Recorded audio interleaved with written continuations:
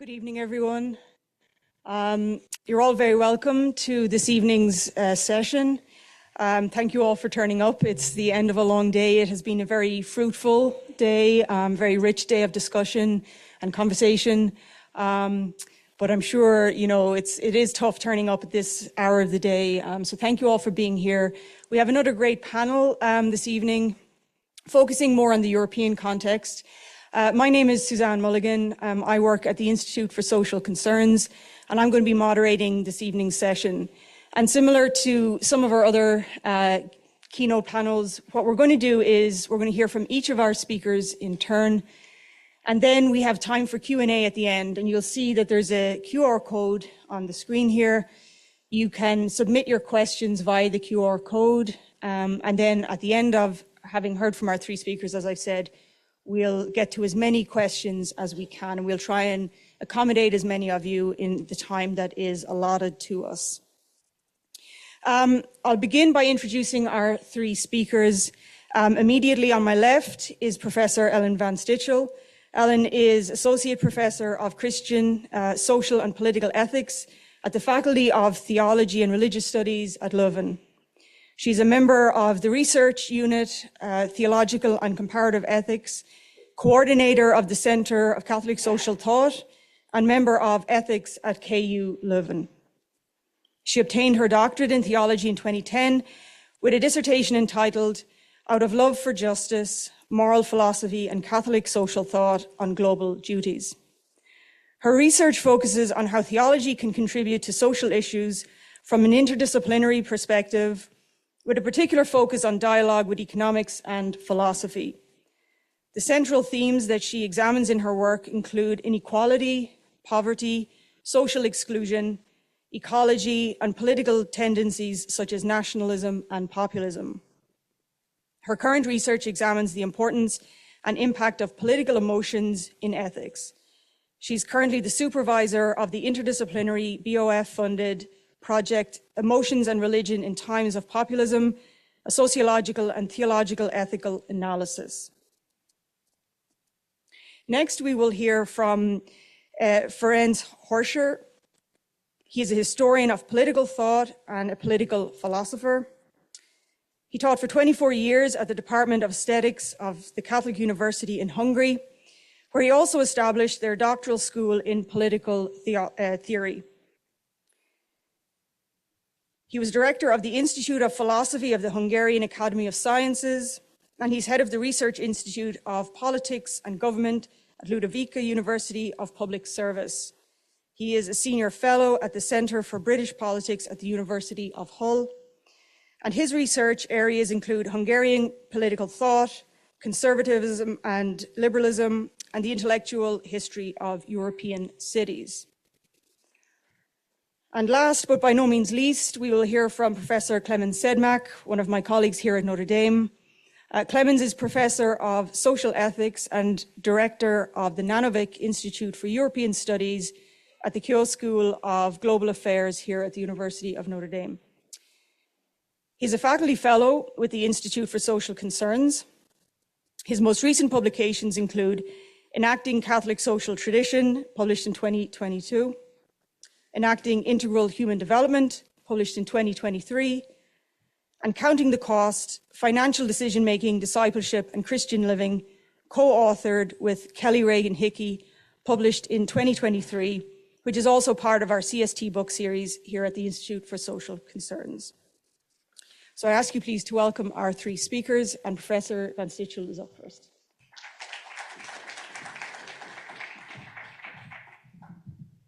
So good evening, and thank you for sticking with us during this long day of fascinating insights and conversations. Glad to be here from the other side of the pond, as long as it's still possible. I'll be reading my paper for two reasons. My husband is actually quite scared, by the way, but anyway. I'll be reading my paper for two reasons. As you hear my either cute or annoying accent, as you like, I'm not a native speaker, so hence it's a bit easier to structure my thoughts following my paper, and also for time concerns. But here we go. In an attempt to give some insights in the question whether religious nationalism manifests itself in Western Europe, and if so, how it is expressed, I will use the see, judge, act method coming from a Belgian context where it was developed by Joseph Cardin. So let us first see. Let us take a look at the European Parliament, giving us a glimpse of nationalism and right-wing politics in Europe today.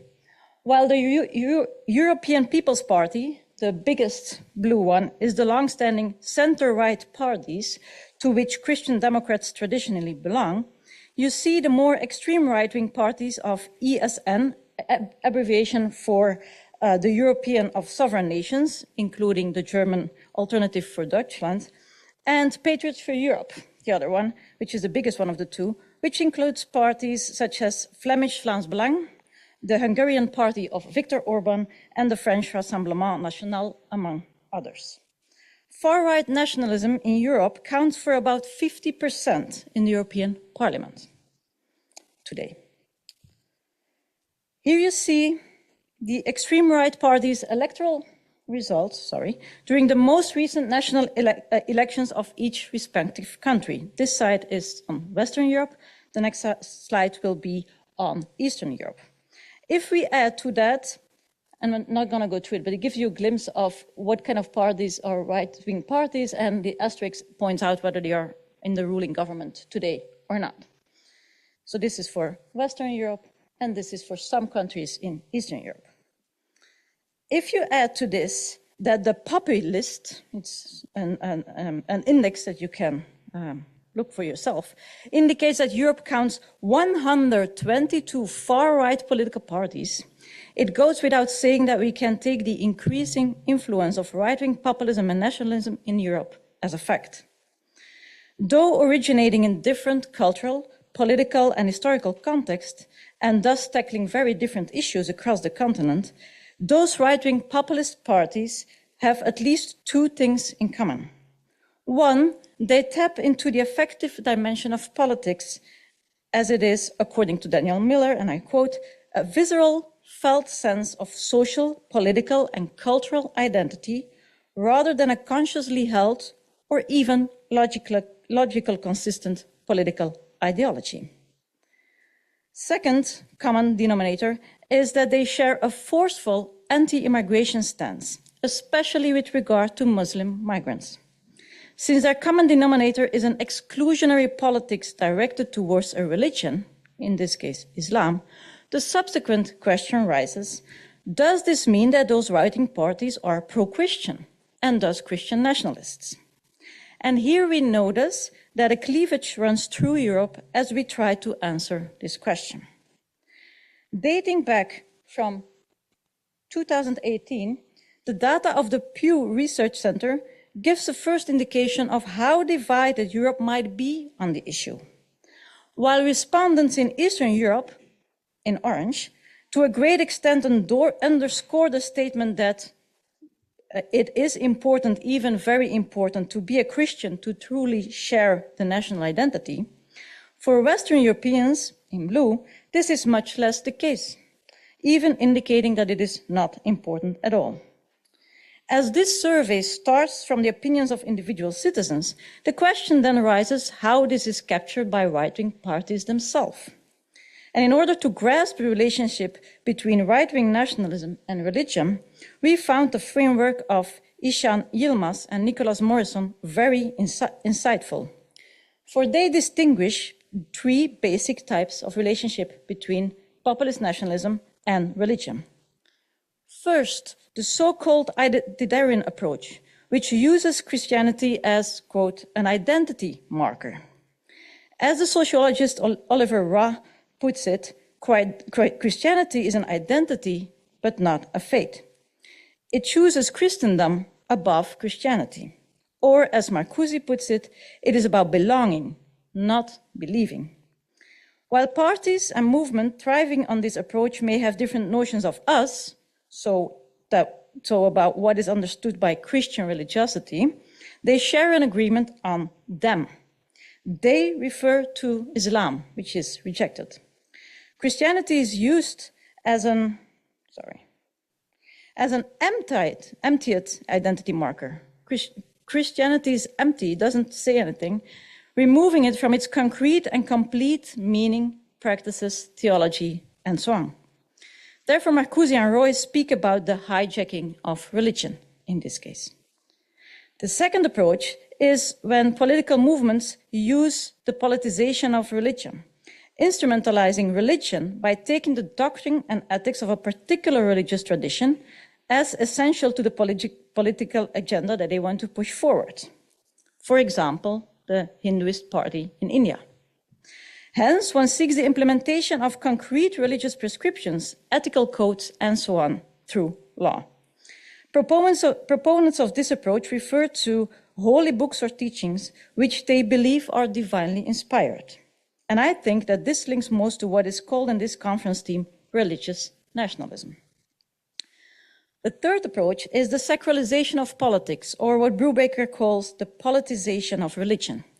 And that takes place when political discourse and acts takes on a religious character through its rhetorical narrative, symbols, and rituals. In this case, politics functions as a surrogate religion and tends to fill a religious vacuum in a secular society, especially when combined with so-called charismatic leadership, which turns the political leader into the savior, like a prophet, as we have already discussed here as well. So if this is the approach, if we apply this framework to Europe, where does this lead us? We can see how Europe is divided according to a different understanding of Christian identity, following those approaches. Generally speaking, I know, aware of the risk of simplification, but still. As a disclaimer to the colors of this picture, any resemblance with the blue and red states in the US is merely accidental, or maybe not. The first identitarian approach is characteristic for the relationship between religion and right-wing nationalism in Western Europe, including countries like my own, Belgium, but also France, the Netherlands, the UK, Germany, claiming that their respective country and the continent as a whole is Christian. Paradoxically, though, these Christian roots and/or identity is combined with an acceptance of secularization, resulting in the embracement of modern cultural values with regard to rights of LGBTQ+, same-sex unions and parenthood, progressive euthanasia and abortion laws, and so on. Their political views on family and relational ethics are very liberal, more liberal than the official Catholic teaching, for example, but they are less liberal towards migration than that same church. Put differently, and I quote here, Roy again, they promote progressive values in order to defend the Christian identity of Europe, values which are not endorsed by the church itself, unquote. Turning to Eastern Europe, however, with countries such as Hungary and Poland, for instance, we see how religion is indeed being politicized, referring to the second model, where reference to the true European values implies a political defense for traditional family values, limitation of rights for LGBTQ+, legitimized and justified as a defense of the Christian roots of Europe. Recall, for instance, how Viktor Orban argued that Western Europe has, quote, renounced Christian Europe, unquote, and labeling the immigration from Muslim countries in Europe as an, quote, invasion, unquote. Being here in the US, it is interesting to point out how this European right-wing populism is linked to US Christian nationalism, resulting in a new transatlantic ecumenical network between American evangelicals and European conservative networks. Think, for instance, of the common, I forgot that slide. So here you see again, according to that Pew research, in the data of 2008, you see very clearly also the cleavage on how Europeans think about gay marriage, and especially young Europeans. And here you see very clearly that in the West, it's much more accepted than in the East. But let me go further. Think, for instance, of the common participation to the World Congress of Families, bringing together American evangelicals, Russian Orthodox moral entrepreneurs, as they are called, and European Christians and Catholics. Or think of Steve Bannon's failed attempt to establish a right-wing academy to, in his words, quote, defend Europe's Judeo-Christian roots against the secular socialist feminist left, unquote. And more recently, Elon Musk's attempt to influence the German elections just a few weeks ago. In sum, as Björn Krondoffer argues, quote, ignoring theological and doctrinal differences between evangelicalism, Catholicism, Russian Orthodoxy, American and European ultra-conservative Christians bond over celebrating together traditional values and advocating for strong state alignments, unquote. So if this is the context, then of course the question is, what is the role and more importantly, the perspective of Christianity? How does it respond to these political tendencies, which bring us to the second perspective? Is Christianity fighting the same battle as right-wing populism, nationalism in Europe or not? I will focus on the Catholic Church, which I know best. And this tradition seems to be very divided on the issue within Europe. Just to give you some examples. Since the migration crisis of 2015, the Catholic Church in countries such as the Czech Republic, Slovakia, and Poland have increasingly aligned themselves with populist parties. In the Czech Republic, for example, Cardinal Dominik Duka has publicly expressed admiration for Viktor Orban and his critique of liberal democracy. In Poland, the Poland's Law and Justice Party, PIS, is supported by Catholics, such as Tadeusz Rijek, director of Radio Maria, while that same person is heavily criticized by the Council of Europe and the Vatican itself. The Lega Nord in Italy supported the ecumenical transatlantic alliance with its participation at the aforementioned World Congress of Families in Verona, and also some Catholic bishops were present and will be present in their upcoming meeting in Mexico. That's one side. At the other side of the spectrum, though, there is the outspoken positioning of the German bishops, who recently openly distanced themselves from the positions of the AfD, stating that, quote, populist nationalism and Christianity are incompatible, unquote. Additionally, in their statement, A New Lease of Life for Europe, the bishops of Belgium, France, Germany, and Luxembourg stated that, quote, our Europe must be a Europe of the child, of the poor, where being a refugee is not a crime, unquote. Similarly, the European Bishops' Conference, COMECE, has asked, and this is a bit long quote, but interesting, to, quote, vote for people and parties who clearly support the European project and which we reasonably believe will want to promote our values and our idea of Europe, such as respect and promotion of the dignity of every human person, solidarity, equality, the family and the sacredness of life, democracy, freedom, subsidiarity, and the protection of our common home, unquote. However, also within those aforementioned countries, the Church is divided in its response to their right-wing tendencies, as are individual Catholic groups and individuals. Take, for instance, the result of the voting behavior of French practicing Catholics. About 42% of them voted far-right parties, thereby going against the recommendation and call of the French bishops. Throughout the continent, the Catholic Church plays us an ambivalent role, to say the least. There is not a universal international response of the Catholic Church, but rather a Catholic response, depending on and formulated in very particular contexts. It puts the Catholic Church for a very fundamental question. What does the Catholic Church consider as the core of its Catholic identity? And how does it see the Christian identity of Europe?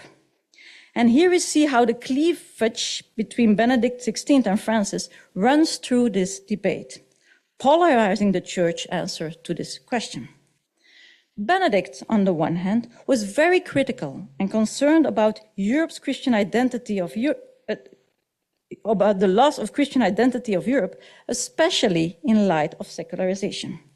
As he argued, quote, Europe is Christian, but by letting a secular culture becoming dominant, it has betrayed its Christian nature, unquote. Which seems to indicate a critique on a merely identitarian understanding of Christianity, which does not respect the content of the Catholic norms and values, and thus an ally for the politicization of religion approach, question mark. During his papacy, in contrast, Pope Francis, on the other hand, definitely brought a different perspective. For example, in 2016, he stated, quote, "Yes, Europe has Christian roots. Christianity has the duty of watering them, but in the spirit of service, of washing the feet. The duty of Christianity is that of service," unquote. What this meant is confirmed in his encyclical Fratelli Tutti, where he pleads for an open Christian identity, grounded in its own roots and tradition, but open enough to be enriched by the encounter of multicultural and pluralistic views. Hence, when Casanova wonders how to regain religion in this context of neo-nationalism in Europe, the additional and more important question is, which religion? What Christian values do we want to, and more importantly, do we need to focus on? And I come to my conclusion. The question of religious Christian nationalism in Europe is very complex. The Patriots of Europe's manifesto, so this is the European faction of which many right-wing parties are a member of, including our Belgian or Flemish party, pleads for, quote, "politics that safeguards and celebrates its European identity, traditions and customs, the fruits of its Greco-Roman and Judeo-Christian heritage," unquote. However, as we just seen, how this plays out through their member parties of the Patriots of Europe in Western and European Europe is very differently, respectively expressing an identitarian approach versus a politicization of the Christian religion. The philosopher Henri Bergson distinguished static from dynamic religions. While the first is a defense reaction of the member of the group towards others, creating self-enclosed societies, dynamic religions are grounded in another logic, one of inclusion and of openness to the enrichment the other can bring to oneself. Interesting to note here is that the founding fathers of Europe, who came from explicit Christian and Catholic backgrounds even, explicitly decided not to refer to Europe as a Christian continent, thereby expressing an open Christianity. Today, the right-wing tendencies claim the Christian identity of Europe grounded in an essentialist, static version of Christianity. And within this context, the Catholic Church in Europe, but actually everywhere, I think, faces a twofold challenge, as Lukáš Maček indicates. Quote, "First, what political affiliations is the Catholic Church prepared to establish? Second, what priorities does it wish to foreground as themes that steer the political debate?" And I keep on thinking of what Matthew Taylor this morning said about not being pure. Benedict XVI and Francis signify, I think, two different responses, leading to a polarization among Catholics on how to proceed. Catholics do not agree whether the Church should transcend its tendency to become static, let alone on the question how to do so. Indeed, in today's political context, we face an identity crisis, and the question goes to the heart of our faith. What is it going to be? What choice will European Christians make, European Catholics make, and maybe not even only European Catholics? Moreover, thinking it a step further, I think that not only Christianity and Catholicism is facing an identity crisis. In Western Europe, theology is facing an identity crisis. For we are facing the same uprise of nativist, populist nationalism, but not underpinned by Christian religiosity. Quite convinced that this is not something to be sad about, it does put theology and theologians for a difficult challenge. Take, for instance, this. a picture depicting a billboard on our campus of a few weeks ago with pamphlets of the extreme right National Student Society addressing international students, which is about 8% of our student population, for taking the much wanted dorm rooms as we face huge shortages of them. It is the first obvious sign of nativist nationalism on campus that I've ever seen. And how do I, as a theologian in a highly secularized Western Europe, address this when preaching does not even have a point because the pews are empty? In a context where God does not seem to matter anymore, what can the voice of theology be and what can it mean for people? Thank you.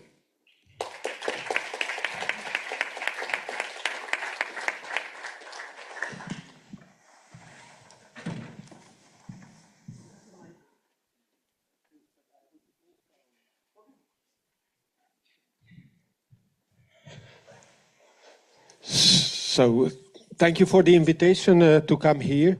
And I use this microphone because I would like to walk down, if you don't mind. That's because I don't have a written paper, but I have got slides, but I need to see them as well. As for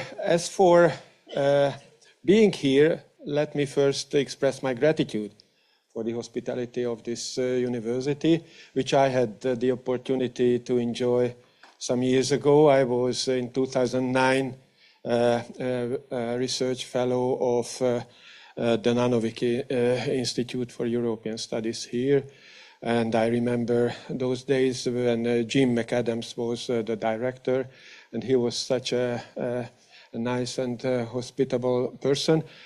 For example, at Thanksgiving Day, when the whole institute was emptied, he saw that I was still there, and he invited me to his family, and we had the dinner together and enjoyed discussions. So that's why I'm very happy to be here, and I enjoy the opportunity. Of course, I also need to say something about myself, which is not here, but here. And that is that I was born in 1964. So in an era when Europe looked a little bit different. I was born in a totalitarian state, a totalitarian communist state. So my childhood and upbringing was connected to that period. It was in 1987 that I had the opportunity to go out to the West to study in Oxford with and that's the irony of history perhaps, with a Soros scholarship. And that's when I became a kind of an Anglophile within my own tradition. And that's why I chose this methodology to try to introduce my own tradition or the culture that is representative of that part of the world where I come from, which is Hungary. And my first difference from Alan's is that I position it somewhere else than her. I claim that I belong to Central Europe. And that's because my approach is historical. I'm an intellectual historian and a historian of political thought. So I try to understand things in a historical context. And what you see is the Austro-Hungarian dual monarchy, which I claim is the focus of what could be called Central Europe. And you see how many different nations belong to that empire. And you see that even present-day Ukraine, part of it was part of it, as is the case with Poland or Romania. So quite a mixed baggage. That's why it's a kind of an interesting combination of different traditions, but one which had a common ground, which was the Habsburg Empire. So I tried to understand three countries in particular, Hungary, Poland, and Austria, because I think that they have got a lot in common, but a lot of differences. And I think that it's better to have that comparative approach than to pick out one country and try to show them. And I would say that from that picture, we can distinguish four different historical periods because of the two world wars. So the one until the First World War, the interwar years, and then the period until the fall of the Iron Curtain. And well, this is perhaps the major finding that I have, and I will not talk much about that because it's a lot of small and detailed differences and similarities. But I think that there are certain things that we have to keep in mind. One is that because these countries belong to the empire, they have got a troubled past as far as their national identity is concerned. Because they were part of a larger empire, and now they became they became national states all of a sudden because of the decision of some other nations. So in that sense, it was quite a problematic process that they realize that they are on their own and they have to find their identity. Of course, some of them had long histories before the Habsburg Empire. Some others did not have an experience of having their own country. Another factor, I think, which is crucial is that the Habsburg Empire was basically Catholic. And that's something that you have to keep in mind, even though, of course, there were tremendous differences and even within one specific part of that empire. But the basic assumption is that the Habsburgs kept the Catholic framework.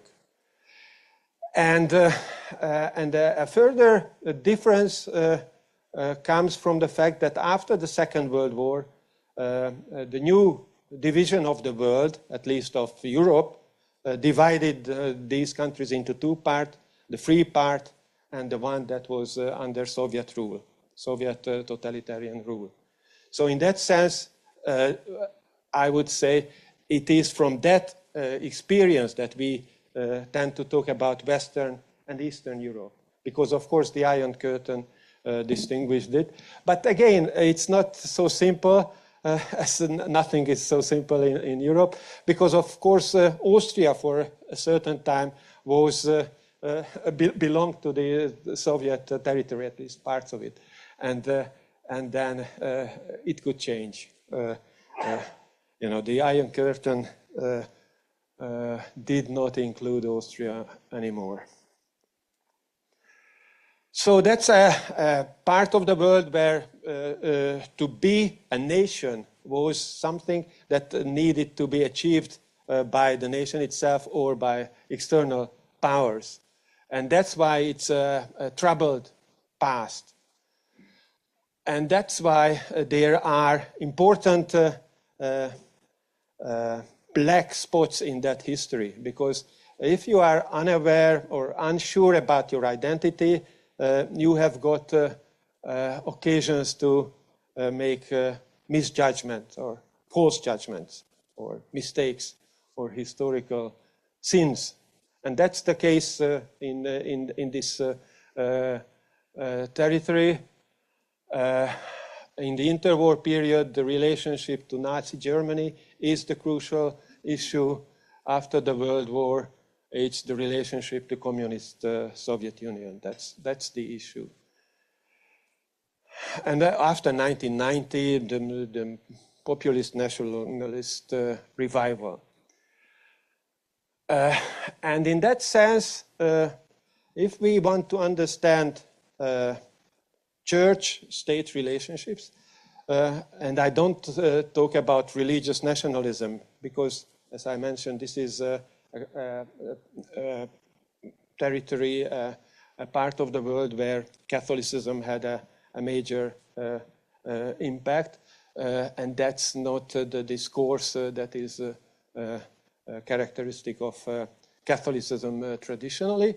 But church and state relationships need to be also problematic. Until the fall of the monarchy, it was kind of a state religion. And then in the interwar period, that came back in a nationalist context. And then with communism, it was oppressed. So that's why I would say both religion and nationalism is something problematic, traumatic in this part of the world. Even though I don't speak about religious nationalism, I claim that the overlap between the two troubled pasts can be politically dangerous, as exampled by the outbreak of the First World War coming from the Balkan. We had this afternoon a presentation of that part of the world. I don't want to talk about that, and I don't know enough about it to talk about it. But let me then focus on the three countries. As you see, the most difficult part of that history is the interwar period, which is presenting regimes that we do not regard as mainstream in the Western tradition, authoritarian or proto-fascist. There are different claims about them, but the thing is that they are built on strong leadership, strong military leadership, basically, and a powerful Ständerstaat. So the traditional feudal society is in a way mirrored in those structures. In the Hungarian case, they also call it a neo-Baroque society in the interwar period. And that led, and now I focus only on Hungary because I'm a Hungarian, so I need to focus on Hungary. That led to the historical scenes of the Holocaust, when Hungary and the Hungarian government was close to the German Nazi regime and allowed and even supported the Holocaust due to popular anti-Semitism, anti-Semitic political ideology, religious anti-Semitism, and government's policies, as well as the Arrow Cross regime, which came into power when the Germans occupied the country in 1944. You see this memorial on the shore of the Danube on the Pest side. That's where people were shot into the Danube by the Arrow Cross government, mostly Jews. So that's the troubled past, which we have to keep in mind. And then the next step comes with communism. And with communism, we see two enemies of communism. One is the nation, because communism is international. And the other one is Christianity or Catholicism, because communism is a secular, atheist, and materialistic ideology. So in this part of the world, communism meant that nationalism and Christianity became the core opponents of the totalitarian regime. They became symbols of popular anti-communism. And I will finish with 3 personal examples, because I think that personal stories might tell you more than just the general data. One is the case of Cardinal József Mindszenty, leader of the Catholic Church in Hungary, who was imprisoned by both the Nazis and the communists as a Catholic leader because of his views on those regimes. And he was taken out from the prison in 1956, in the revolution of 1956 against Russian communism. And he had to leave the country after the fall of the revolution, lived for some time in Austria, and the Vatican decided that after some time that they give up on him. He lost his title as Archbishop, even though the Vatican refused to have a new Archbishop instead of him. So in a way, it was a nuanced position that the Vatican chose to take, and was made venerable by Pope Francis in 2019. The other example is John Paul II. We mentioned Benedict and Francis, but I think that in this context, John Paul II is also crucial. Why? You should call him Saint John Paul II.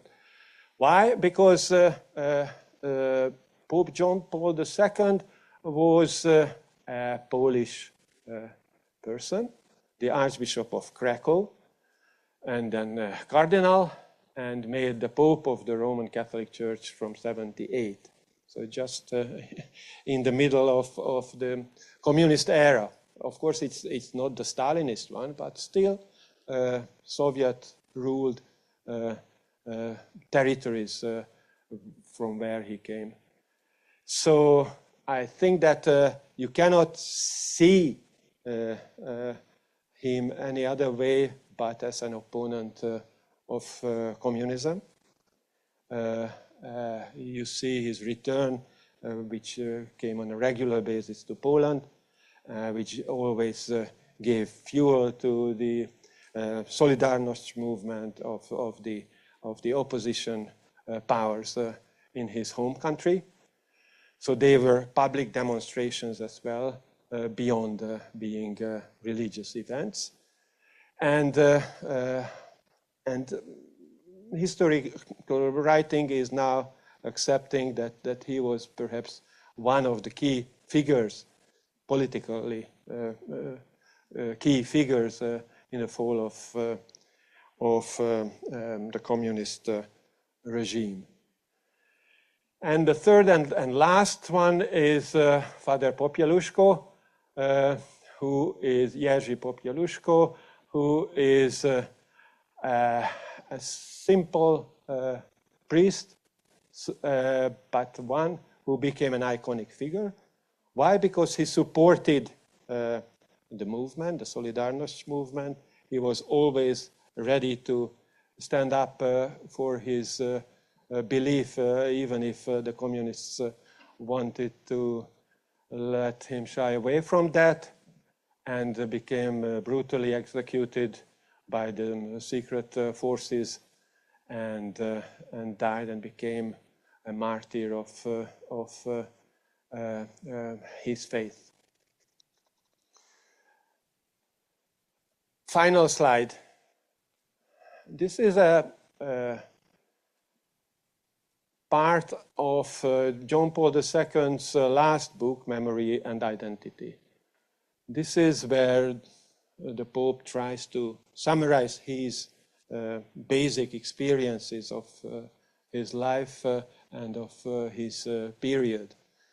And again, it has got something to do with the national memory and the historical memory of Catholics and of Poles.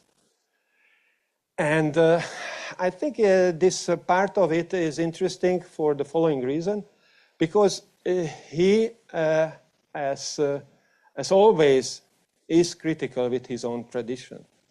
So his approach is not one of whitewashing.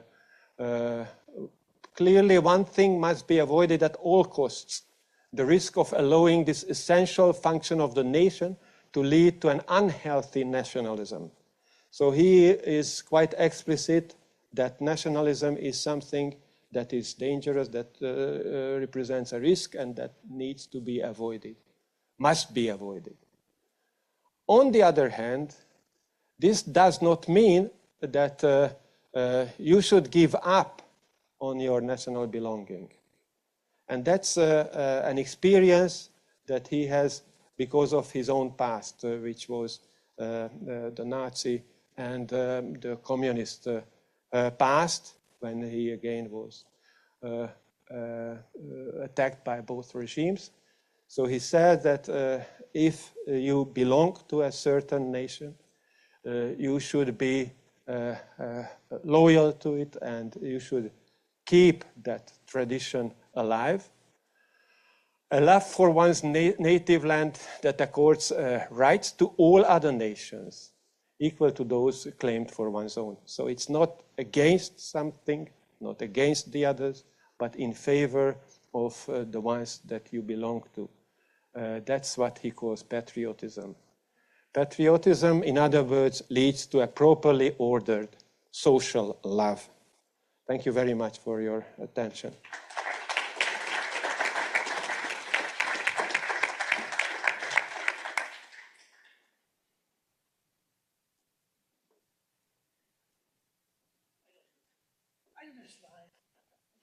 No slides. Welcome to this midnight panel. I have 20 minutes. I hope to make it shorter. I'm a morning person, just that you know. I get up at 4:30 in the morning and then I decline after lunch. So this is past my bedtime. So my reflections are called Some Reflections on Nationalism in Europe. I have 4 points. Number 1, the rise of the Christian right and religious nationalism in Europe. 7 remarks. Secondly, navigating pluralism and national identity in Europe. Third point, the compelling case for nationalism. And fourth point, some theological reflections. So I was trained by Jesuits. They normally have 3 points, but I'm so long with Holy Cross priests, so I'm now with 4 points. The rise of the Christian right and religious nationalism in Europe. First remark. We observe an instrumentalization of religion to legitimize radical agendas under the guise of traditional values. And the role of the church is somewhat ambivalent in that when you look at the coalition in Poland between the Law and Order Party and the Catholic Church. Second remark, we observe an emergence of a dynamic geography of power and influence across Europe, with countries that play a minor role in the European Union context from an economic perspective, like Hungary or Slovakia, but they take center stage. I also learned the other day that Austria is a middle-sized country. Did you know that? With 8 million inhabitants, you're a middle-sized country. It's amazing. Third, we observe a facilitation of alliances between far-right groups, civil society, and parties traditionally not connected with each other through selection of strategic topics of concern. A major role played the pandemic and the criticism of related government policies and the rise of conspiracy theories. And as you know, you strengthen a cause of a revolution if you create unusual alliances. Fourth, we observe the self-perception of we are under siege. The very often quoted Viktor Orban said in Texas on August 4th, 2022, I quote, "The horrors of Nazis and communists happened because some Western states in continental Europe abandoned that Christian values, and today's progressives are planning to do the same. They want to give up on Western values and create a new world, a post-Western world. Who is going to stop them if we don't?" End of quote. And as you know, Viktor Orban is pursuing explicitly the project of an illiberal democracy. Remark 5. We observe an adaptation of narratives from the US and Russia through professional digital strategies and social media presence. So it's really a globalized alliance that we see here. Remark 6. there is a common ground on the rejection of immigration, especially from Muslim countries in sub-Saharan Africa, and the rejection of certain aspects of gender discourses. Seventh remark, there's a special dynamics in Central and Eastern Europe. There is this Irish scholar with an unpronounceable name. The first name is Anna. So I just say Anna said in 2024, I quote, "One might ask, though, why Central, Eastern and Southeastern European countries are more open to nativist and populist currents and the role of religion and religious nationalism in those. There are three reasons. First, the transition of democracy, rule of law, and a free market economy has for all the countries been particularly painful, prolonged, and at times partial, thus undermining support for democracy. Second, the institutional transformation was hamstrung by an incomplete implementation of the rule of law at the level of everyday politics or the economy. Last, religion remained important both at the identity level as a marker in the absence of valid competing ideological positions, and because of its re-emergence post-1989 as a spiritual and cultural reference point, as well as a political and institutional element." And Ferenc talked about that, the special place of Central European countries. That was my first point. Just a few remarks about things you know. Secondly, negotiating diversity and common ground. So one of my hobbies, we want to know what one of my hobbies is. So I have an empty life, and one of my hobbies is I look at European Court of Human Rights Article 3 decisions, especially if there are dissenting opinions. That's my hobby. And for this conference, I was very generous and looked at two Article 9 decisions of the European Court of Human Rights. As you know, the European Court of Human Rights, they try to defend the foundations of democracy as defined by the European Convention on Human Rights. And Article 9 of the European Convention on Human Rights says, everyone has the right to freedom of thought, conscience, and religion. This right includes freedom to change his religion or belief, and freedom, either alone or in community with others and in public or private, to manifest his religion or belief in worship, teaching, practice, and observance. Secondly, still Article 9, freedom to manifest one's religion or beliefs shall be subject only to such limitations as are prescribed by law and are necessary in a democratic society in the interests of public safety. Can I just repeat that? It's very important. So the freedom shall be subject only to such limitations. So it's one of those articles in the European Convention on Human Rights where you have limitations, which is not the case for Article 3, by the way, if you're interested. But for Article 9, you have this limitation prescribed by the law and are necessary in a democratic society in the interest of public safety, for the protection of public order, health or morals, or for the protection of the rights and freedoms of others. I have brought you two cases. The first is SAS versus France from 2014, with the big discussion about what does it mean to live together. That was a case of a devout Muslim from Pakistani origin who sometimes chooses to wear the burqa and niqab. Sometimes, not every day. She also emphasized in her case, she is not forced to do that, not by her husband, not by any other family member. She's also willing to take it off if there is at a bank or for security checks at the airports. So she agrees to show her face. Then you had this general ban of burqas in France in 2010, and she said this violates my religious freedom. And once you exhaust the national jurisprudence, you can apply at the European Court of Human Rights, and that's what she did. She was very clear in her argumentation. You remember, the limitations of religious freedom are prescribed by necessary in a democratic society. And she said, well, this is not necessary in a democratic society. The opposite is the case. A democratic society will accommodate a person like her. The government, the French government, referred to three values: respect for equality between men and women, respect for human dignity, and respect for the minimum requirements of life and society. And the last one was the point the court picked up: respect for the minimum requirements of life and society. So the court finds that under certain conditions, the respect for the minimum requirements of life in society or of living together can be linked to the legitimate aim of the protection of the rights and freedoms of others, but also their limitations.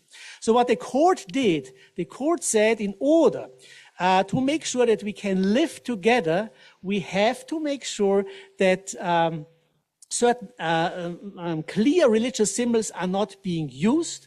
And so the court supported the French government in that. So far, so good. So they basically said it can be regarded, the French law, as necessary in a democratic society. That's interesting. I was surprised when I saw that. Actually, in 2014, I wasn't interested in that at the point. In this case, you have a joint partly dissenting opinion of judges Nussberger and Jederblom, and they said, we believe that the European Court of Human Rights sacrificed individual rights to abstract principles. And they argued we cannot go ahead to support the majority of the court. We cannot share the opinion, because it's doubtful that a blanket ban on wearing a full-face veil in public pursues a legitimate aim. In any event, such a far-reaching prohibition touching upon the right of one's own cultural and religious identity is not necessary in a democratic society. Nevertheless, the majority see a legitimate aim in ensuring living together through the observance of the minimum requirements of life in society. They say this is a very general concept, living together. This does not appear in the European Convention on Human Rights, and it's very difficult to adjudicate that. And so they give some examples that you can think of where people are not are covering their face, such as, I'm from Austria, so that resonates with me, activities of skiing and motorcycling with full face helmets and the wearing of costumes in carnivals, which is big in Germany.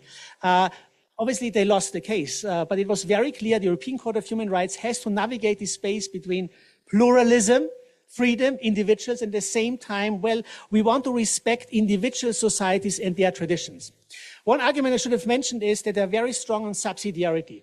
So what they would rule for France may not be the same for what they rule for Ireland, for instance. So they basically give a lot of power to the individual governments and their countries. So this is one case, SAS versus France from 2014, which was surprising that they came to this decision. Because as I said, normally the European Court of Human Rights is pretty much supporting liberal democracy.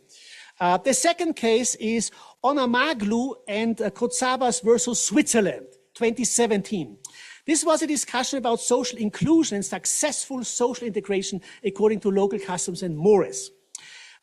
Story is a swimming lessons story. Swimming lessons are part of the compulsory school curriculum in this particular part of Switzerland. The applicants who are devout Muslims refused to send their daughters to the swimming lessons on the grounds that their beliefs prohibited them from allowing their children to take part in mixed swimming lessons. And again, they relied on Article 9 of the European Convention on Human Rights. The court shares the government's view that the contested measure was aimed at the integration of foreign children from different cultures and religions, as well as the smooth functioning of the education system, compliance with compulsory schooling and equality between the sexes. In particular, the measure was intended to protect foreign pupils from any form of social exclusion. And also in this case, they decided against the Muslim applicants, which I find interesting. So the court said pluralism, tolerance, and broad-mindedness are hallmarks of a democratic society.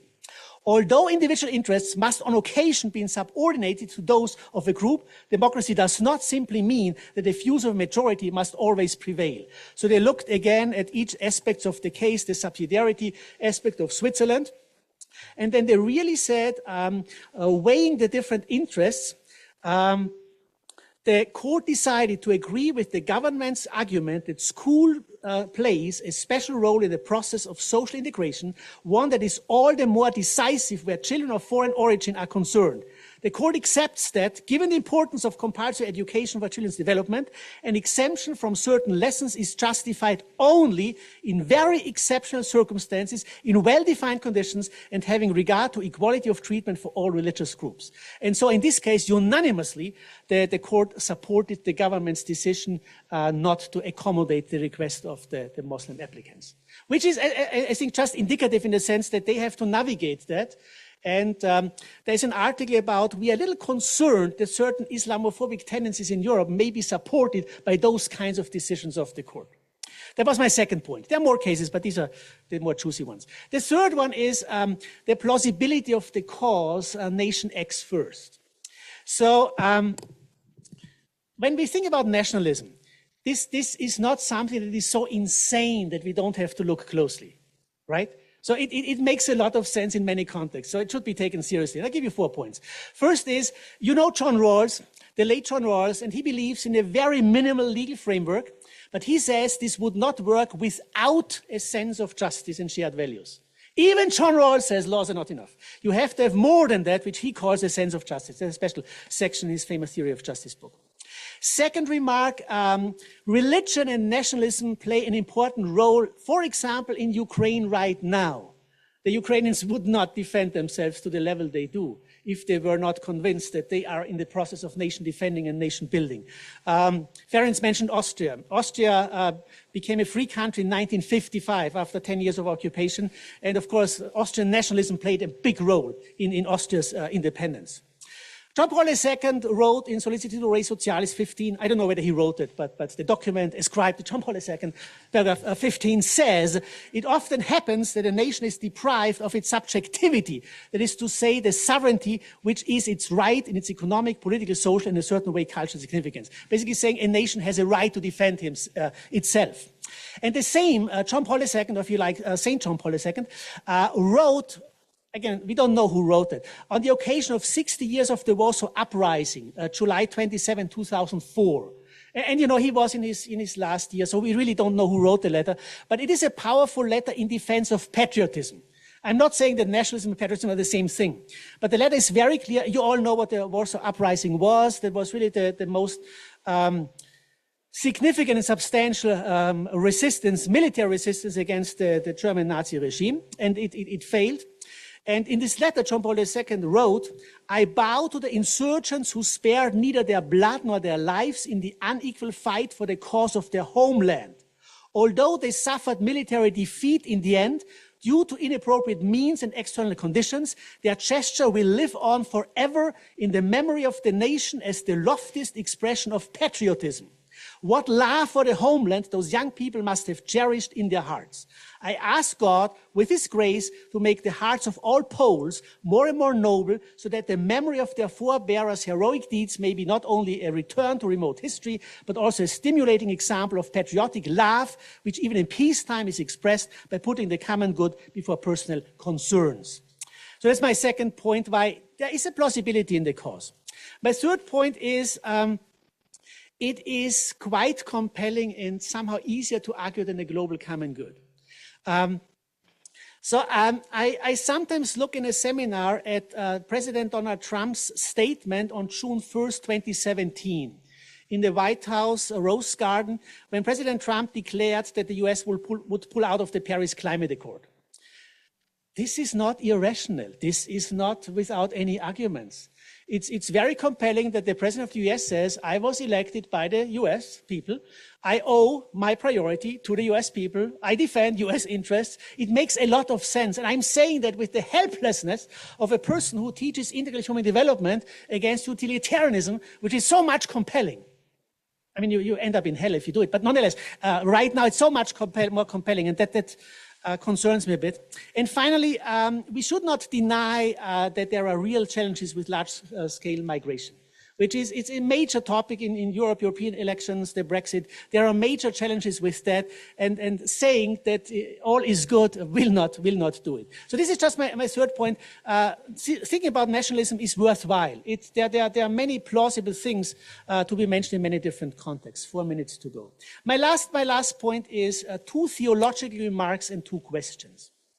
My first theological remark is the disruptive passages in the Bible. So I think I'm like most people. I have favorite passages and passages I deny that they exist. I don't quote them. I don't look at them. And disruptive passages for me would be Luke 10:10-14, the destiny of the cities who do not receive the disciples Jesus sent out. That's not nice. Matthew 15:24, you know, the Syrophoenician woman scene, which is also not nice. I was not sent, but unto the lost sheep of the house of Israel. Acts 22:25, where Paul claims his rights as citizen of Rome. When he told us before, we don't worry about this, and boom, all of a sudden he placed this card. We have abuse passages, Exodus 17, Deuteronomy 25, the Amalekites, used by radical settlers in Israel. You have the very unfortunate Act 1726 used in South Africa to justify the apartheid regime. And Act 1726 says, from one ancestor, God made all nations to inhabit the whole earth, and he allotted the times of their existence and the boundaries of their places where they would live. So there are disruptive passages. And I'm not going into that. Father Jure is a biblical scholar. He can tell you more about that. But I just pretend that these passages don't exist. So my second theological remark is there is a call to universality.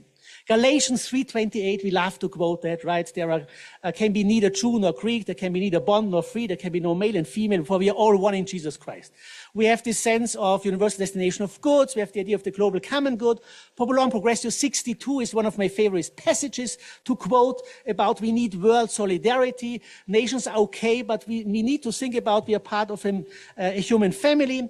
Pope Francis has some lovely quotations from January 30th, 2019, or when he addressed the Security Council in June 2023, where again he said, United Nations means we honor the fact that we are part of a global human family. So that's the second theological remark, which of course challenges certain understandings of nationalism. I end with two questions. First question is, how do we navigate the space between September 11 and September 12? That's a clever question. September 11 is September 11, 2001. And September 12 is September 12, 2006, when Pope Benedict gave the Regensburg lecture. If you remember that, he basically said the Logos was brought into the world, and it is providential that Hellenistic thought, Greek thinking, and Christianity came together. And so it's all due to the Logos, and he criticized, as you know, some aspects of September 11. My question is, does it work like that?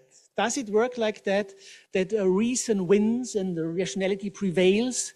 Or is it not that the Logos is crucified Logos as well? I'm not sure. I'm just asking this question. My second question is the question of greatness.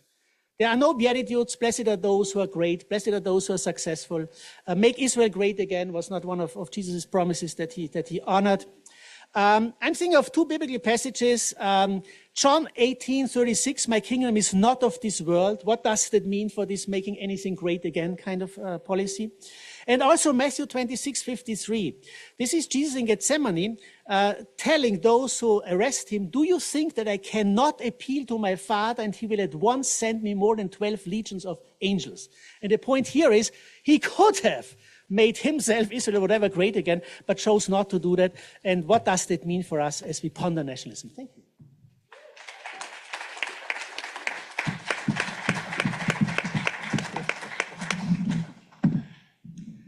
17 long minutes for questions. Thank you. A renewed word of thanks to each of our three speakers. As a moderator, you can appreciate when people stick to the time and don't run over. And our three speakers were very accurate in their timekeeping, and I greatly appreciate that, as well as the content of their papers, which was rich and challenging. We have 15 minutes, give or take, for some questions.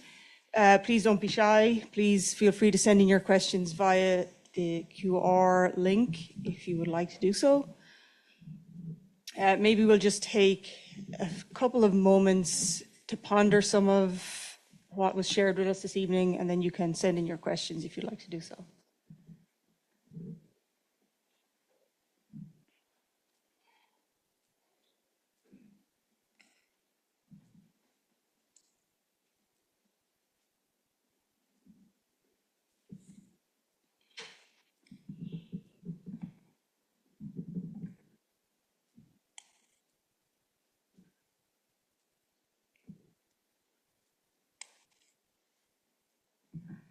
Okay, so we have one question here. It's I'm not sure to whom it is directed, so each of our three speakers can respond to this in turn if they so wish. The question is, are there any religious elements to left-wing populism in Europe?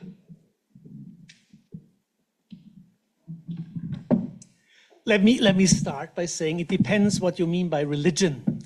Emil Durkheim famously said, if the institutionalized official religions diminish and decline, then you need something else, like soccer or football in Notre Dame, that brings people together, is community forming, has a mythical element to it, a symbolic dimension.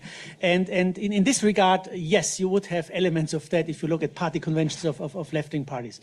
My experience with Europe is that the official Catholic Church is careful in aligning itself with left-wing parties.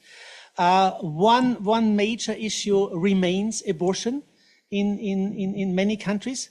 And the left-wing parties tend to talk about reproductive rights, a language Catholics would normally not use.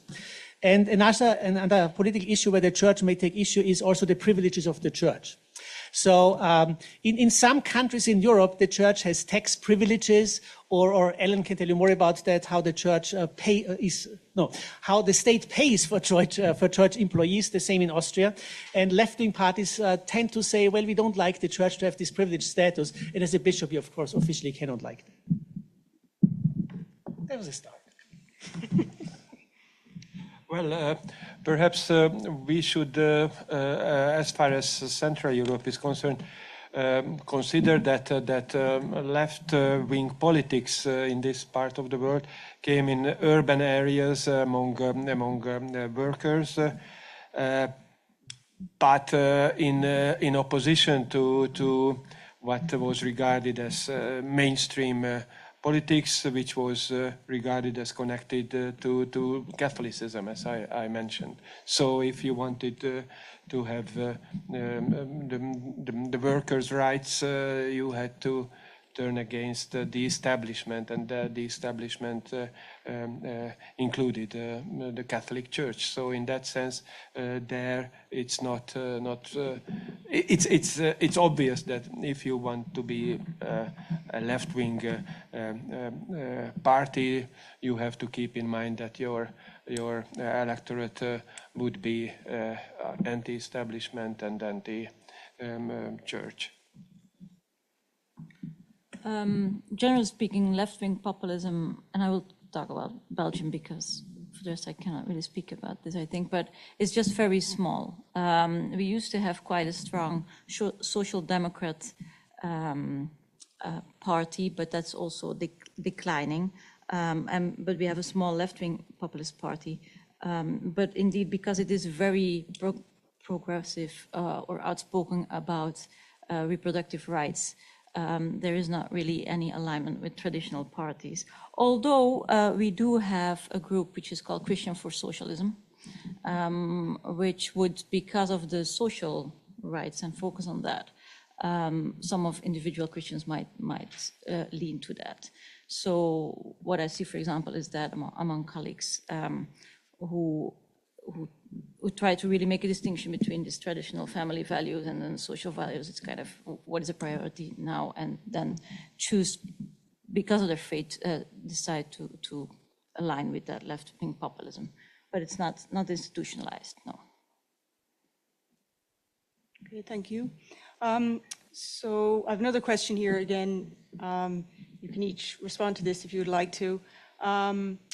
So Ellen, in your paper, you mentioned, for example, a common denominator for many populist and far-right groups is an anti-immigrant, often translated into anti-Muslim kind of narrative, you might say. So the question here is how much of anti-Muslim bias is rooted in theology versus race? Are white Muslims viewed differently, for example?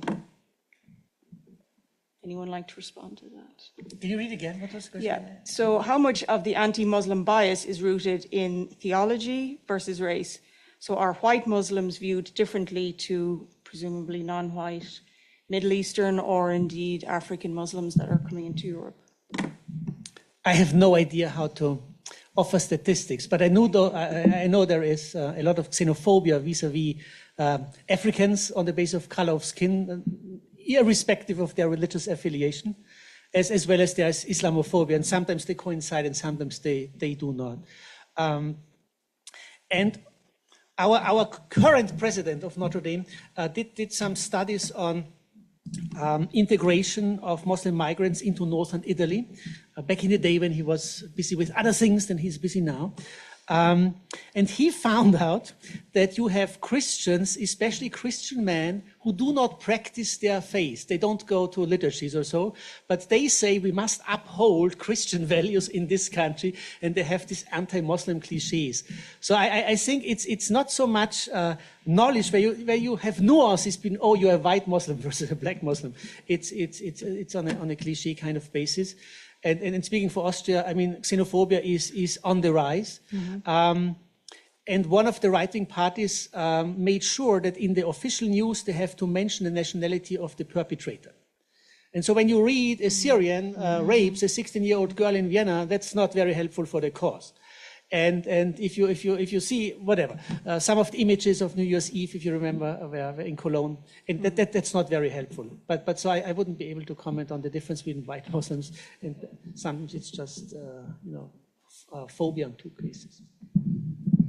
I think in general, and it's also the example that I gave this afternoon, is that even white Muslims, there's kind of a prejudice and an assumption that they don't have Belgian citizenship.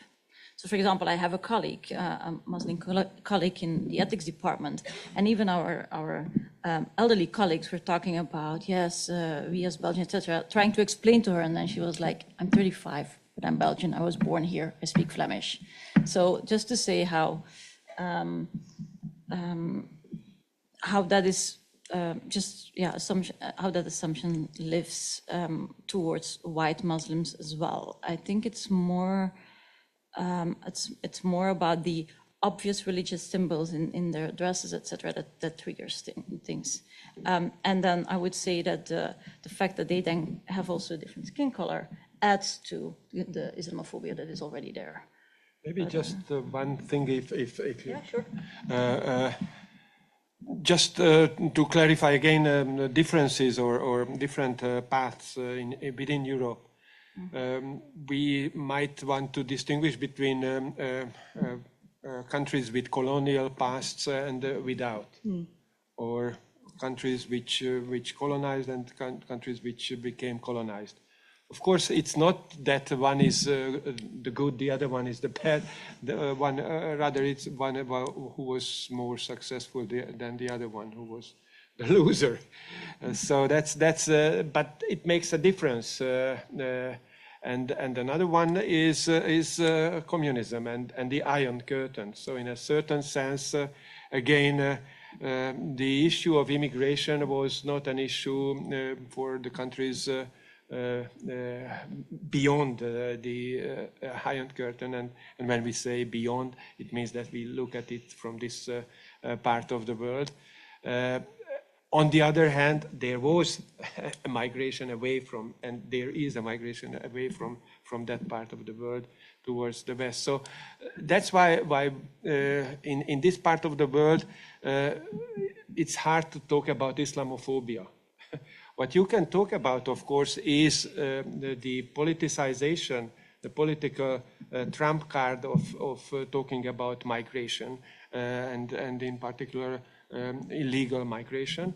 But I think that at least as far as Hungary is concerned, that's only memories coming from the 150 years that the Ottomans were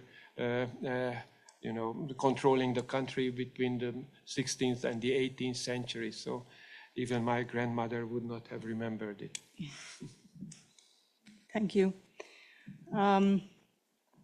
My colleagues in the Institute will know that I'm a complete technophobe, and I've accidentally deleted part of a question, so I'm going to skip over that. I apologize if that's your question. I'm trying to navigate this thing here best I can. So here's a question I have not deleted. To what extent is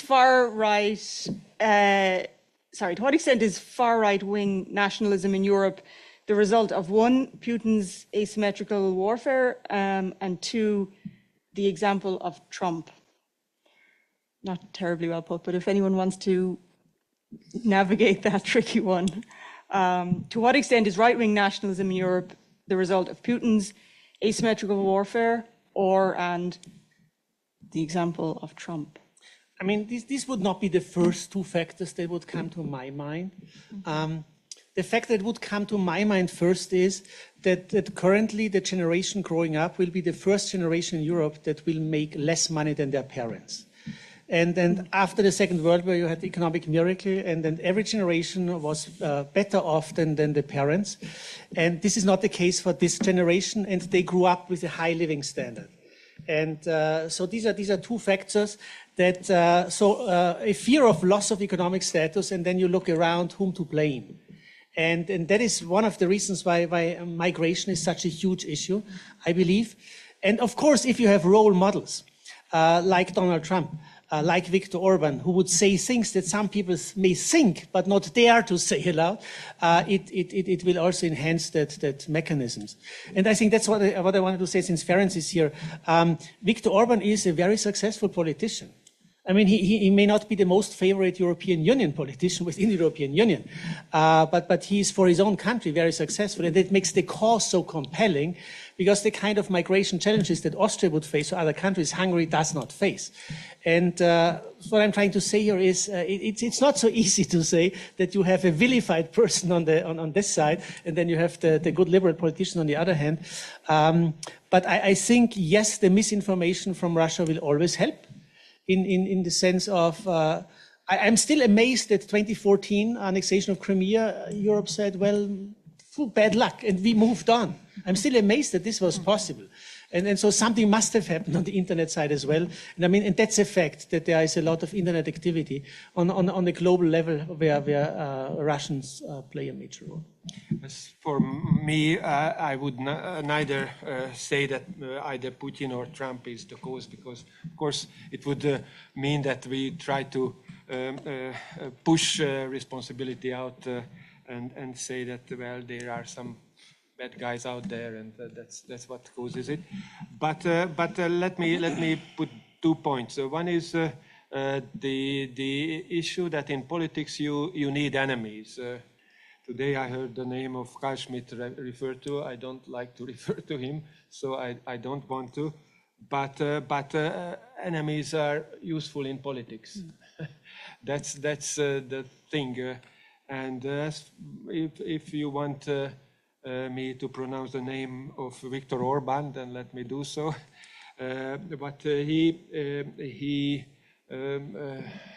was experienced in was to try to find an enemy who is good enough for him to climb on. That's his talent.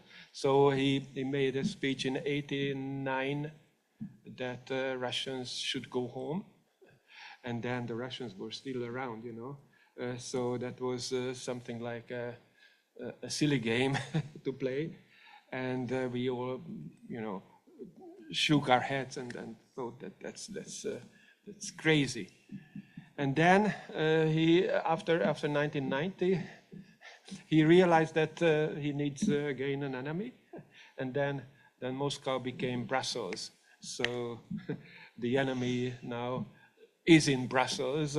That's again something that we you know, shook our hands and find very strange, but it works apparently. It's how politics is. That's the nature of politics, perhaps. The other factor that I would say is the culture war. There is this narrative of the culture war in Europe, that since the World War, there was a shift towards the left. You look at Churchill kicked out after the victory against Hitler, and de Gaulle sent away, and so on. 68 and a whole movement of taking over academia, journals, whatever, and then the narrative claims that, well, there is a moment when this sort of push towards one direction needs an alternative, a counter movement, and I think that's the reason that there is actually since '68, I would say, a kind of, because that was a point when people realized that there is here a break, that a move in the other direction came, and perhaps it is now in an extreme, and therefore let's hope that again political logics would say that the movement should come back in the other direction. I would just add that this is indeed something that is much longer going on than now the recent years with Putin and Trump. I think 2015, the migration crisis then was really a turning point for far-right nationalism in Europe. So which fostered a lot of anti-immigration and also as a response anti-European feelings from those parties because Europe was considered so permissive towards migration. And with Merkel saying we're shoving this. So, but I think the whole idea of losing control over their lives has already, I mean, that is a process of decades, right? With a loss of identity, communities breaking down, social cohesion breaking down, so not having a community anymore. Together with indeed feeling not recognized, not part of not being on the winning team of the globalization and all these kinds of things that we know and that you see here as well, I think as part of the success of Trump. So that has been going on for much longer. Yeah, for sure. Yeah. And for those who want to read a bit more about that, people like Anne Applebaum has written a lot following on from those themes with a focus on Eastern Europe and how a lot of people have been left behind by globalization and that's feeding into the problem. So it's certainly a more complex and longer running phenomenon, as we know. So we're at time. I just have a couple of announcements. First, I've been asked to remind you all that there is a meditation period now in room B01 until 9:30, if anyone would like to avail themselves of that. A couple of words of thanks first to our technical friends, and my apologies again for accidentally deleting things, but thank you for your technical support. Thank you all for yourselves for being here with us this evening and for contributing to a very important and rich conversation. And finally, you might join me in thanking our three speakers tonight who gave us some excellent papers.